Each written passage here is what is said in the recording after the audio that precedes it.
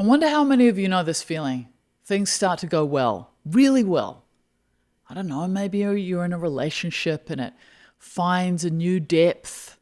Or maybe your work's going really well and you're really feeling like it's going so much better than it has. And the internal noise maybe that's been with you for so long starts to quiet. And instead of relaxing into it, instead of letting the good thing be good, something else shows up. This low-grade unease, this urge to create distance, this sudden hyper-awareness of everything that could go wrong.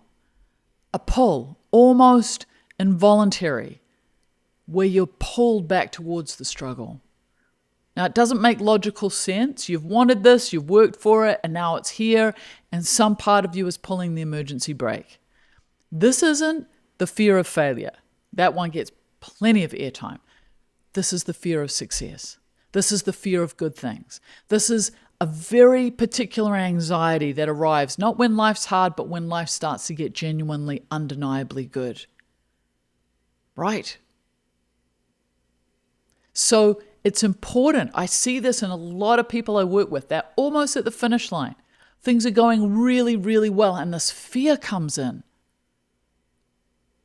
Everything's open, everything's light, everything's sustainable, but they start waiting and they start thinking, now that I'm being successful, we've got a problem. So if you grew up in an environment where good things were unpredictable, maybe where happiness was followed by loss, or if things were joyful, there was a cost, or if you were too visible or too happy, you could get punished or disappointed, or your nervous system didn't know that it was okay to enjoy these things. That's a lesson. Don't get comfortable. Don't relax into the good. Stay ready. If you're successful, there's going to be a problem. So that lesson was an adaptive one. It kept you safe in a situation where safety was genuinely unreliable. But as I've told you before, your nervous system doesn't automatically update when the circumstances change. It carries the old operating system into new situations. And so happiness, instead of feeling like arrival, it starts to feel like exposure. It starts to feel like a risk. It starts to feel like something you need to be careful about. So there's this thing called negativity bias. Negativity bias is your brain's evolutionary, ancient tendency to weight threats more heavily than rewards. This is why our mind always is going towards the negative. But there's another layer beyond that for many people. And researchers in trauma like Bessel van der Kolk, who, comes here a lot, he's documented when your nervous system has been organized around threat for a long time, then calm starts to feel wrong. Not just unfamiliar, but actually actively threatening. Isn't that wild? So the absence of danger actually feels like danger. And happiness, with all of its openness and vulnerability, can feel like the most dangerous state of all. There's another interesting term developed by an amazing woman called Gay Hendricks.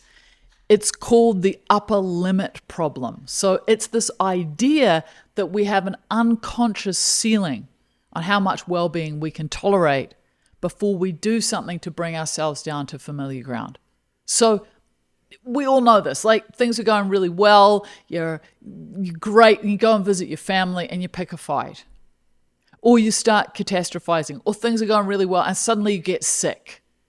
Or you create a drama with your partner. Not because we want to sabotage ourselves, but because the good thing is actually requiring us to be bigger than we learn to be. And the bigness is frightening. And so Gay Hendricks talks about how we actually just something ends up happening. So the first step is to name it when good things arrive. Ask yourself, do you brace? Do you find reasons to minimize them? Do you pull back right at that moment when leaning in is what is asked for? So just noticing without judgment is very significant. And the second thing is to understand this. Tolerating happiness is a skill. That sounds crazy. It feels crazy when you say it out loud, but for a lot of people, it's genuinely true. That capacity to let good things land, to be present with them without immediately putting up your defenses, it has to be practiced slowly in small doses at first. So this week, find one thing in your life that's genuinely good, not perfect, good enough. And instead of moving past it quickly or qualifying it or scanning for its expiry date, just see if you can sit with it just for a few minutes, fully. Just let it be real. And notice what comes up when you do, because that's where it starts. Don't forget, go and have a look at where your happiness scores live right now. You'll find that in the description. So you've spent a long time surviving hard things. You're allowed to learn how to live inside good ones. As always, be kind, take care, go gently in the world.